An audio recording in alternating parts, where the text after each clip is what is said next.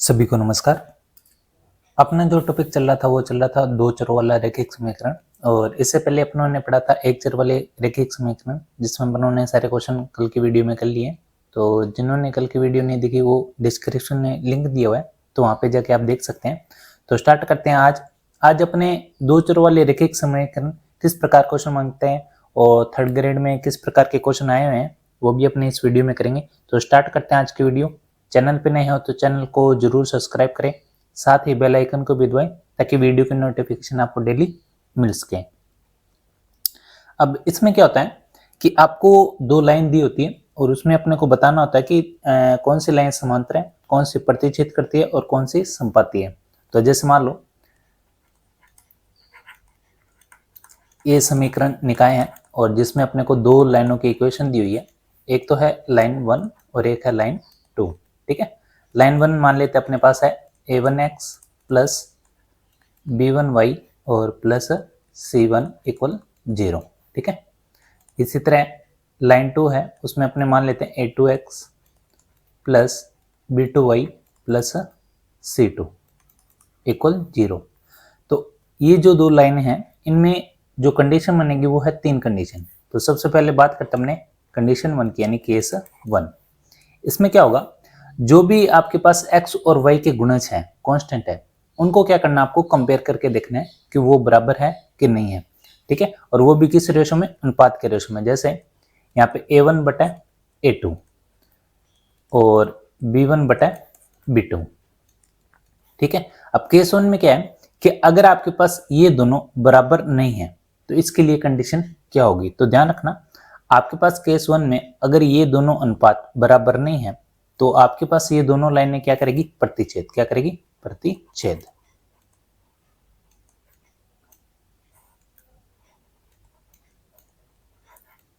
ठीक है, अब प्रतिच्छेद करेगी तो इसका मतलब है इसके हल कितने आएंगे। तो देखो यहाँ पे कि आपके पास अगर ये दो लाइनें प्रतिच्छेद करेगी तो आपके पास हल कितना आएगा, एक हल आएगा। कितना आएगा, एक हल। तो अपने लिख सकते हैं यहाँ पे, यानी हल कितने आएंगे यहाँ पे, केवल एक हल। ठीक है, जिसको अपने बोलते हैं अद्वितीय हल। ठीक है, केवल एक हल है, इसका मतलब कौन सा हल है, वो अद्वितीय हल। उसके बाद बात करें अपने केस 2 की। केस 2 में क्या करना आपको, स्टार्टिंग में जो a1 है, a2, b1, b2 equal c1, c2, इसमें क्या करना है, स्टार्टिंग के ये दोनों तो आपको बराबर रखने, उसके बाद एक जो है c1 और c2 ये इन दोनों के बराबर नहीं होगा। तो ऐसी कंडीशन में क्या होगा, इसमें आपके पास जो दो रेखाएं होंगी वो क्या होंगी, समांतर। ठीक है, समांतर होगी, यानी ये दोनों लाइनें ऐसे। ठीक है, क्या होगी, समांतर। इसका मतलब इसमें अगर हल की बात करें, जैसे इसमें एक हल आ रहा है तो इसमें हल जो होंगे वो क्या होंगे, इसमें कोई भी हल नहीं होगा। ठीक है, तो इसका जो अपने पास आंसर होगा वो क्या होगा, कोई हल नहीं, कोई हल नहीं होगा। और लास्ट जो आपके पास कंडीशन है तीसरी, इसमें क्या करना है, ये तीनों क्या हो जाएंगे, बराबर।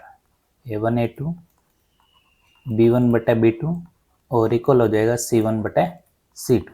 ठीक है, तो ऐसी कंडीशन में क्या होगी, ये होंगे आपके संपत्ति। अब संपत्ति का मतलब क्या होता है, संपत्ति होंगे, इसमें क्या होगी, एक ही लाइन पे क्या होगी, ये दोनों कंडीशन आपकी अप्लाई होगी, यानी इसी लाइन पे क्या होगी, ये दोनों कंडीशन, यानी जिसको अपने बोलते हैं ओवरलैप।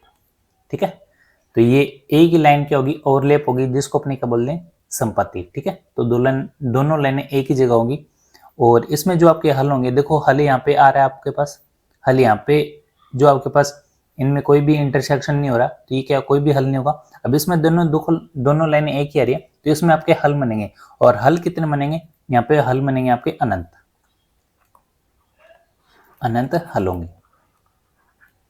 ठीक है, अब एक चीज ध्यान रखो कि जब भी आपके पास हल आए तो वो जो निकाय होगा, समीकरण निकाय, वो होगा संगत निकाय। कैसा निकाय, संगत निकाय। जैसे यहाँ पे एक हल आ रहा है तो इसका मतलब ये कैसा निकाय होगा, संगत, संगत निकाय।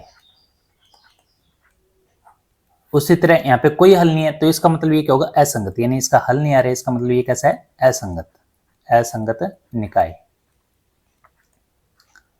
और देखो यहाँ पे हल आ रहे हैं लेकिन अनंत हल आ रहे हैं, इसका मतलब हल आ रहे हैं, इसका मतलब ये क्या है, संगत निकाय। कैसा है, संगत निकाय। ठीक है, तो जिसके हल आए वो क्या है, संगत निकाय, जिसके हल ना आए वो क्या है, असंगत। ठीक है, तो ये 3 कंडीशन है जो अपने को ध्यान रखनी है। ठीक है, तो इसके आधार पर किस प्रकार के अपने क्वेश्चन बनेंगे, तो बात करते हैं क्वेश्चन की। सबसे पहले बात करें क्वेश्चन, तो क्वेश्चन अपने पास मान लेते हैं यहाँ पे 3x plus 5y plus 7 equal 0, और दूसरी इक्वेशन है 2x minus 3y plus 6 equal 0। अब बात करें कि ये रेखाएं किस प्रकार निरूपित करेगी समीकरण को, तो वही तरीका, सबसे पहले क्या रखो, जो x वाले गुणा है उनको क्या करो आप अनुपात में लिखो, जैसे 3 है 3/2, फिर यहाँ पे आपके पास 5 है बटा, और माइनस आपको 7 रखना है। ठीक है, तो 3 है, ये क्या आ जाएगा -3, और यहाँ पे आ जाएगा आपके पास 7/6। ठीक है, अब यहाँ पे अपने देख लेते हैं कि ये दोनों बराबर है, नहीं कुछ कैंसिल भी नहीं हो रहा, तो ये भी आपके पास बराबर नहीं है और ये भी आपके पास बराबर नहीं है। तो देखो ये तीनों ही बराबर नहीं है, इसका मतलब ये क्या है, ये लाइन क्या करेगी आपकी, प्रतिच्छेद। प्रतिच्छेद, ठीक है, और प्रतिच्छेद है तो इसका मतलब हल कितना होगा इसका, इसका हल होगा केवल एक हल, और एक हल आ जाए यानी जिसके हल आ जाए वो क्या कहलाता है, संगत निकाय। तो यही अपने को ध्यान रखना था। इसमें ये होता है कि जो आपके पास C1 और C2 है इसको आगे मैच करने की जरूरत नहीं है, क्योंकि ये पहले से यहाँ पे बराबर नहीं है, तो अपने इसलिए यहाँ पे C1 C2 आगे नहीं लिखा, बाकी सब में लिखा है क्योंकि ये बराबर है तो आगे चेक कर लिया, ये भी बराबर है तो आगे चेक कर लिया। ठीक है, अब बात करते हैं अगले क्वेश्चन की। क्वेश्चन लिखा हुआ है यहाँ पे 3x minus 4y plus 5 equal 0, 8y minus 6x minus 10 equal 0, और इसमें बताना है कि रेखा ये कैसे निरूपित करेगी। तो सबसे पहले वही करना है कि जो x के गुणा में उनको अनुपात में बराबर रखो और y के गुणा में उनको बराबर रखो। अब यहाँ पे जो x के गुणा में उनको आप बराबर रखो, जैसे x के गुणा में 3 है और यहाँ पे क्या है -6 है, तो ऐसे नहीं है कि आप 3/8 कर दो, x के गुणा में जो आपके पास कांस्टेंट संख्या है वही आपको लिखनी है। तो यहाँ पे -6 है तो क्या लिखो -6, फिर y वाले यहाँ पे क्या -4 और बटे में क्या आएगा 8, फिर c वाले देखो 5 और बटे में क्या आएगा -10। ठीक है, तो यहाँ से अपने कैंसिल करें, ये कितना आएगा 1/2, वो भी माइनस का, और ये भी कितना आएगा 1/2, वो भी माइनस का, और ये भी कितना आएगा 1/2 माइनस का, यानी तीनों क्या है ये बराबर। और जब तीनों बराबर होते हैं तब क्या कहते हैं अपने, ये जो रेखा है वो क्या होगी, समपाती। ठीक है, समपाती होगी, और जब समपाती है तो इसके हल कितने होंगे, अनंत हल। ठीक है, और अनंत हल आ रहे हैं तो इसका मतलब ये क्या है, संगत निकाय। ठीक है, संपाती मतलब दोनों जो रेखाएं हैं ओवरलैप करें, यानी एक के ऊपर एक रेखा। उसके बाद ये क्वेश्चन दिया हुआ है तो इसको भी अपने क्या करते हैं, x है, x से गुणा है तो इनको क्या करते हैं अपने बराबर, तो इसको अनुपात में लिख लेते हैं 3/9, और ये कितना आएगा 5/15, और ये कितना आएगा -8/7। ठीक है, अब क्या करना है, इनको यहाँ पे देख लेते हैं, कुछ कैंसिल हो रहा है यहाँ पे, तो ये तो हो रहा है 1/3, ये भी 1/3, और ये आएगा आपके पास -8/7, कुछ कैंसिल नहीं हो रहा, इसका मतलब ये दोनों बराबर है, ये बराबर नहीं है। तो इस कंडीशन में क्या होता है, तो ये जो आपके पास जो रेखाएं हैं ये क्या होती है, समांतर। कैसे होगी, समांतर रेखा, पहले दो बराबर और लास्ट वाले दो बराबर ना हो तो क्या होते हैं, समांतर रेखाएं। और समांतर है तो इसके हल निकलेंगे, कोई हल नहीं निकलेगा, यानी कोई हल नहीं होगा, कोई हल ही नहीं है, तो ये कैसे निकाय हैं, असंगत निकाय। तो ये क्वेश्चन है जो अपनों ने किए थे, जो अपने पास तीनों केस है उसके आधार पर अपनों ने क्वेश्चन कर लिए। उसके बाद बात करते हैं अगले क्वेश्चन की। अब ये क्वेश्चन आया हुआ है 3rd ग्रेड 2023 में, और यहाँ पे लिखा हुआ है k के किस मान के लिए अद्वितीय हल होगा। तो पहले से ही दे दिया कि आपके पास हल कैसा है, अद्वितीय, और यहाँ पे निकालना आपको k का मान। ठीक है, और यहाँ पे ऑप्शन लिख देता हूँ, यहाँ पे ऑप्शन है एक तो k = 4, k नॉट इक्वल 4, उसके बाद है k नॉट इक्वल -4, और लास्ट में आपके पास k not equal plus minus 4। तो ये 4 ऑप्शन है जो अपने को दिए हुए हैं, तो इसमें से कौन सा होगा? तो अद्वितीय हल के लिए क्या होता है कि पहले जो 2 होते हैं वो नॉट इक्वल होते हैं, जैसे 2/k नॉट इक्वल 3/6। तो आगे हल करने की जरूरत नहीं, क्योंकि अद्वितीय हल में क्या होता है a1/b1 नॉट इक्वल b1/b2। ठीक है, तो यहाँ पे अपने k का हल निकाले तो आपके पास k मैं उधर ले जाता हूँ, तो k नॉट इक्वल ये 2 है 6/3। ठीक है, तो ये आ जाएगा आपके पास कितना 3 दूनी 6 और 2 दूनी 4, यानी k का जो मान आएगा नॉट इक्वल 4, यानी ऑप्शन कौन सा होगा? बी। ठीक है, तो ये अपने को आंसर निकालना था कि आपके पास 4 ऑप्शन है, उसमें से आंसर कौन सा होगा? k not equal 4। और ये अपने को पहले दिया अद्वितीय हल, और अद्वितीय हल में अपने को पता है a1/a2 नॉट इक्वल b1/b2। ठीक है, अगला क्वेश्चन है, लिखा हुआ है k के किस मान के लिए अद्वितीय हल होगा, और आपके पास 2 यहाँ पे इक्वेशन दी हुई है। तो एक तो लिखा हुआ है यहाँ पे 2x प्लस 2k-1y और plus 3 equal 0, 3x plus 5y plus 4 equal 0। तो ये अद्वितीय हल के लिए अपने क्या करते हैं, पहले 2 ही अपने नॉट इक्वल कर लें, तो x वाले अपने क्या करें अनुपात में रखें 2/3 और नॉट इक्वल ये y के गुणा में क्या 2k-1 और बटे में क्या रख दो यहाँ पे 5। ठीक है, तो यहाँ पे अपने इसको हल करें तो ये आ जाएगा 5 दूनी 10, इसको इधर ले जाते हैं और 3 को इधर ले जाते हैं, तो नॉट इक्वल 3 को गुना करें 3 दूनी 6k-3। ठीक है, 3 माइनस में उधर जाके क्या हो जाएगा प्लस में, 10 और 3 कितने हो गए 13 और ये 6k, तो यहाँ से आपके पास आ जाएगा 13/6।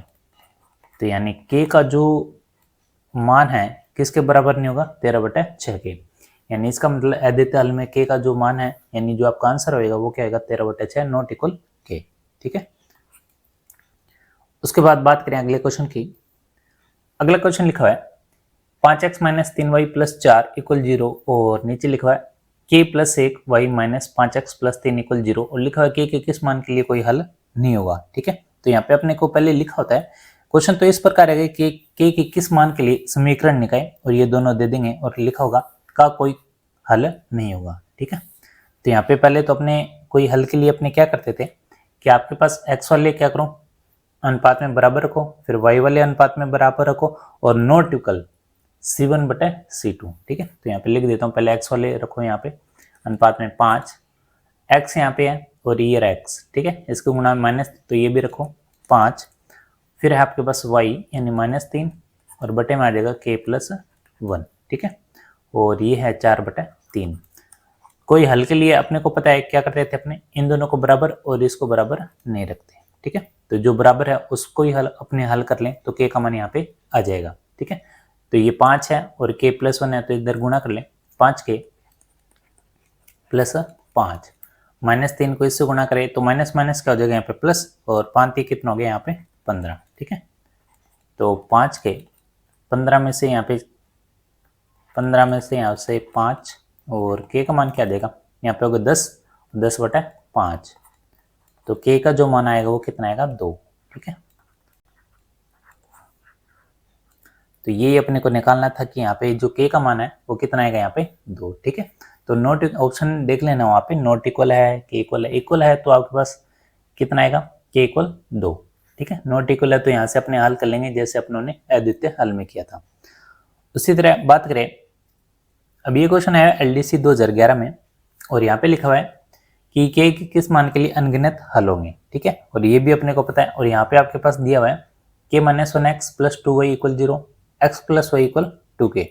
तो अनगिनत हल के लिए इसका मतलब अनंत हल के लिए क्या होता है तीनों ही बराबर होती हैं कंडीशन। तो यहाँ पे अपने क्या करेंगे, तो यहाँ पे अपने लिख लेते हैं k - 1 और x है तो बटे में क्या लिखोगे 1।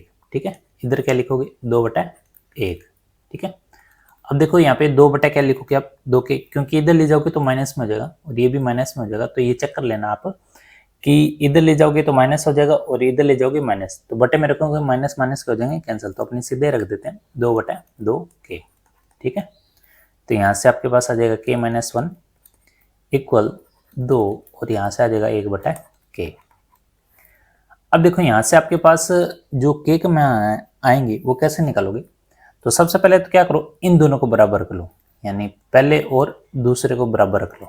ठीक है, बराबर रखोगे तो यहाँ से k का मान कितना आएगा, तो k माइनस 1 इक्वल 2, यानी k का जो मान आएगा वो कितना आएगा 3, यही है। ठीक है, तो यहाँ से तो k का मान कितना है 3। उसके बाद क्या करो, दूसरे और तीसरे को बराबर रख लो, यानी 2 इक्वल 1/k। तो यहाँ से k का जो मान आएगा वो कितना आएगा 1/2। तो यहाँ से तो k का मान आ गया 2/k। उसके बाद दूसरे और तीसरे को अब रखो किसको, पहले और तीसरे को, तो पहले और तीसरे को बराबर रखें, तो यहाँ से आ जाएगा k माइनस 1 इक्वल 1/k। ठीक है, तो यहाँ से अपने हल करें तो ये हल करोगे तो ये k को इससे गुणा करें, k स्क्वायर माइनस k और इक्वल 1, यानी k स्क्वायर माइनस k और ये आ जाएगा -1, यानी ये क्या देगा समीकरण, इसका मतलब k का यहाँ पे भी मान आएगा अपने पास। ठीक है, जो भी मान आएगा, तो यहाँ पे एक चीज नोट करो, अनगिनत हल में क्या हो रहा है कि आपके पास जो k के मान आ रहे हैं यहाँ पे, ये क्या रहे अलग अलग। ठीक है, क्या रहे अलग अलग, तो k का अपने को एक ऐसा मान रखना है जो क्या करे, इन तीनों को क्या करे बराबर कर दें। ठीक है, क्योंकि यहाँ पे अगर आप 3 रखते हो, पहला मान 3 रखो, 3 माइनस 1 2 आ रहा है, चलो ये इसके बराबर हो गया।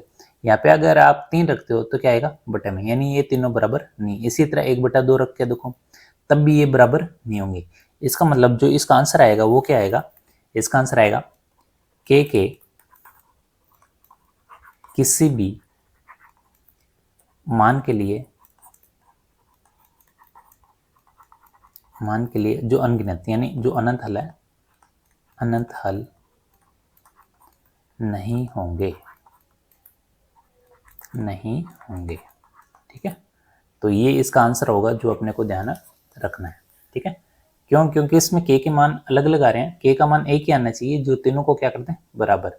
अलग अलग आने का मतलब सीधा से हिसाब है कि इसमें से कोई भी जो अनंत हल है उसको सेटिस्फाइड नहीं करेगा। ठीक है, क्योंकि यहाँ पे k के तीनों मान के लिए जो आपके पास समीकरण है उसको क्या कर रहा है सेटिस्फाइड नहीं कर रहा है। ठीक है, तो इसका जो आंसर होगा k के किसी भी मान के लिए अनंत हल नहीं होंगे। ठीक है, उसके बाद बात करें अगला क्वेश्चन की। अब ये क्वेश्चन आया वीडियो 2022 में और लिखा हुआ यहाँ पे x plus k plus 1 y और इक्वल 5 और k plus 1 x plus 9 y equal 8k minus 1। ठीक है, और यहाँ पे लिखा हुआ k के किस मान के लिए अनंत हल विद्यमान होंगे। तो यहाँ पे आपके पास ऑप्शन भी दिए हैं, ऑप्शन 1 है, 2 है, 3 है, 4 है। तो देखो एक चीज यहाँ पे अगर आपके पास ऑप्शन दिए होते हैं कि k का मान क्या है, तो k का मान डायरेक्ट रख के भी आप यहाँ से क्या कर सकते थे चेक। ठीक है, 4 ऑप्शन रहता है, उसमें चौथा ऑप्शन ये भी होगा k के किसी भी मान के लिए अनंत हल नहीं होंगे। तो ऑप्शन तो ये होगा, तीनों अगर अप्लाई नहीं होते तो ऑप्शन कौन सा होगा चौथा। अब यहाँ पे अपने पास ऑप्शन है 4, 1 2 3 और 4, तो अपने k के सीधा मान डायरेक्ट रख लेंगे। तो अनंत हल के लिए क्या होता है कि अपने तीनों को क्या करते बराबर, यानी 1 इसका गुना 1 और x का गुना कितना है k प्लस 1 बराबर k प्लस 1 बटा और यहाँ पे आ जाएगा 9 इक्वल, यहाँ पे आ जाएगा देखो इधर ले जाएंगे तो क्या हो जाएगा माइनस में, और ये भी इधर ले जाएंगे तो क्या हो जाएगा माइनस में। तो ये अपने इधर ही कैंसिल कर लेते हैं इसको, 5 8k माइनस 1।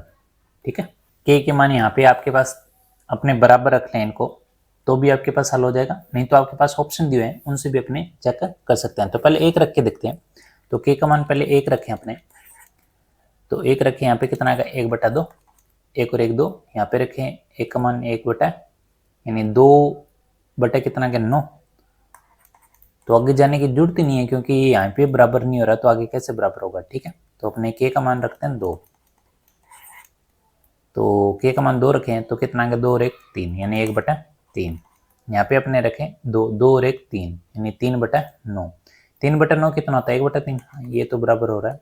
उसके बाद आगे चेक कर लेते हैं, 2 रखें, ये आपके पास आएगा 8 दूनी 16, 16 में से 1 गई 15, यानी 1/3, यानी जो ऑप्शन होगा वो कौन सा होगा आपका 2, यानी k का जो मान आएगा वो क्या आएगा 2। ठीक है, तो ये अगर ऐसे आ जाए अनंत हल के लिए तो आप क्या करो ऑप्शन ही चेक कर लो।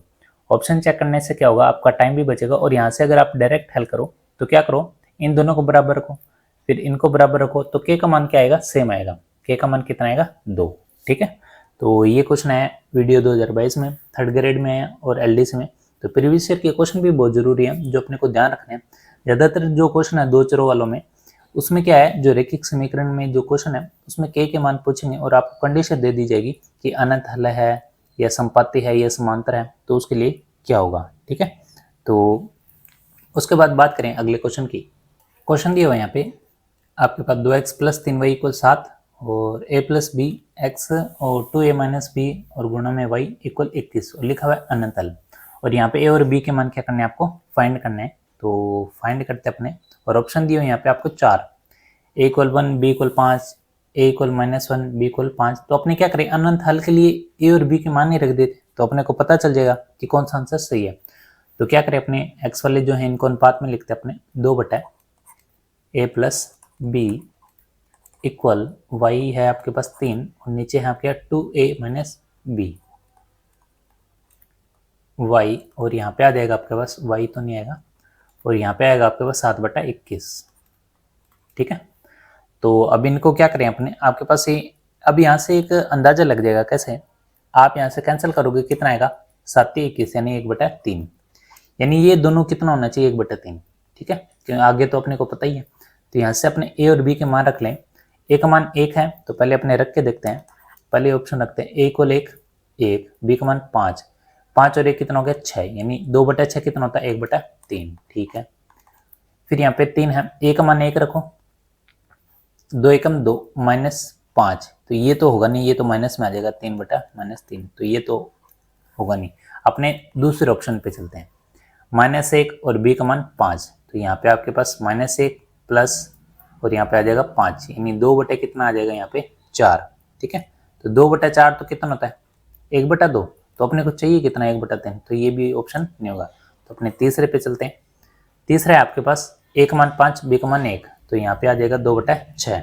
इसको कैंसिल करें तो कैंसिल करने पे आपके पास आ जाएगा 1/3। ठीक है, उसके बाद है यानी ए का मान कितना है 5 5 दूनी 10 और बी का मान 1, 10 में से गया 9, 3/9 कितना होता है 1/3। हाँ, तो जो आपके पास ऑप्शन आएगा वो कौन सा आएगा सी।